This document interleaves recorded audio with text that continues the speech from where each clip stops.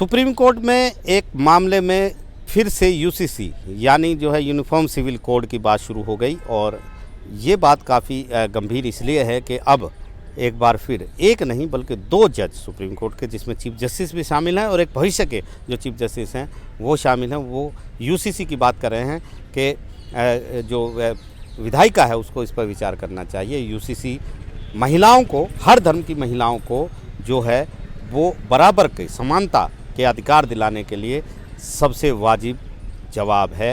ये supreme court में justice Suryakant और जस्टिस जॉय माल्या बागची की बेंच ने टिप्पणी की है एक मामले में। हमारे साथ सुप्रीम कोर्ट में सालों से प्रैक्टिस कर रही हैं advocate on record Parveena Gautam ji, वो हमारे साथ हैं। मैम नमस्कार। ये जो केस था इसके बारे में ज़रा आम लोगों को बताइए, ये क्या मामला है और सुप्रीम कोर्ट को क्यों यूसीसी की बात एक बार फिर करनी पड़ी?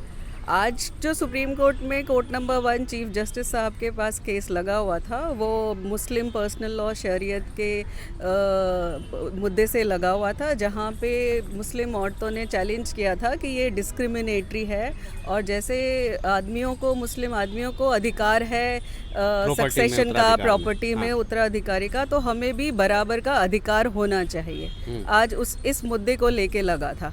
तो चीफ जस्टिस साहब ने सुनने के बाद along with Joy Mallya Bagchi ये बोला कि ये लेजिस्लेटिव का अधिकार है इसको बनाना, यूसीसी को, जो कि सारे धर्मों की औरतों के लिए समान होना चाहिए। ये लीगल इशू नहीं है, तो अच्छा होगा अगर लेजिस्लेटिव इसके बारे में कुछ करे।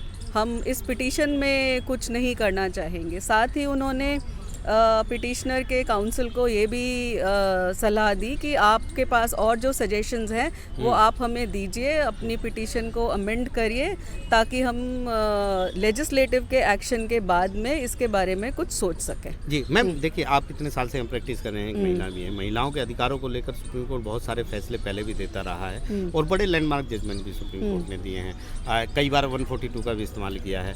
ये जो यूसीसी की बात है ये क्योंकि सुप्रीम कोर्ट बहुत समय से करता आ रहा है, बहुत सारे जजमेंट हैं जिसमें ये बात हुई है। हमने ट्रिपल तलाक का मामला देखा था सायरा बानो का, जिसमें सुप्रीम कोर्ट ने ट्रिपल तलाक को क्वेश्चन किया था, लेकिन सुप्रीम कोर्ट अब ये भी कह रहा है कि हम जो पर्सनल लॉ है उसमें हम उस तरीके से दखल नहीं दे सकते। तो ये जो यूसीसी की बात सुप्रीम कोर्ट करता है और फिर संसद की बात करता है, तो इससे क्या हल निकल जाएगा यूसीसी का?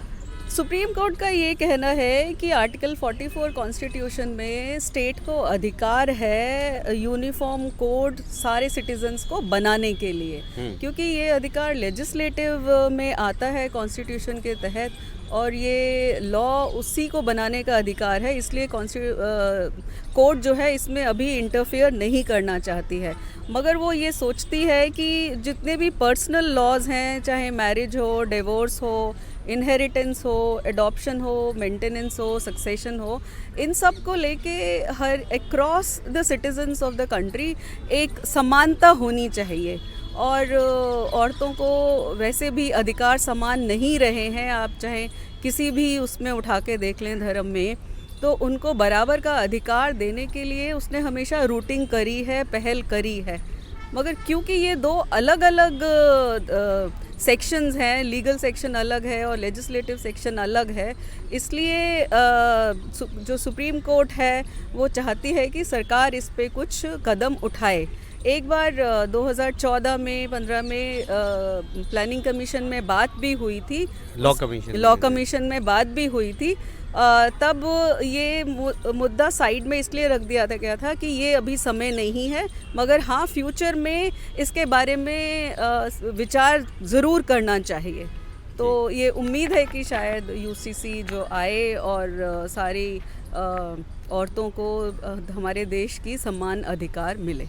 तो आप एज ए वुमन आपको क्या लगता है कि यूसीसी, क्योंकि एक पॉलिटिकल इशू भी है, कुछ स्टेट्स में बीजेपी रूल स्टेट्स में यूसीसी है भी, और लेकिन उस पर सवाल उठते रहते हैं, चैलेंज भी हैं यहाँ पर बहुत सारी चीज़ें, तो एज ए वुमन मतलब क्योंकि यहाँ पर अब दो चीज़ें हो गई हैं, एक यूसीसी यूनिफॉर्म सिविल कोड मतलब एज ए होल कि आप पूरा पर्सनल लॉ सबके हटा दीजिए और यूसीसी ले आइए, सबके लिए एक नियम गवर्न करेंगे सबके लिए। दूसरा यहाँ पर जो ये लोग कह रहे हैं वो सिर्फ महिलाओं के लिए कह रहे हैं, तो ये दोनों अलग अलग चीज़ें हैं क्या? पिटीशन जो सुप्रीम कोर्ट में आज लगी थी वो सिर्फ महिलाओं को लेकर ही लगी है और मुस्लिम महिलाओं को लेकर लगी है, बट एज अ वुमन मेरा मानना ये है कि across whatever religion is there, कोई भी धर्म हो, औरतों को समान अधिकार होना चाहिए।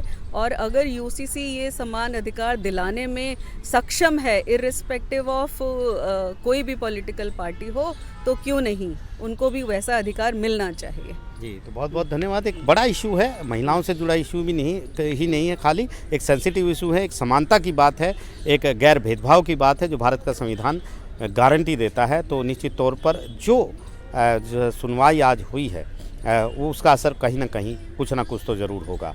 नई दिल्ली से आशीष भार्गव, एनडीटीवी इंडिया।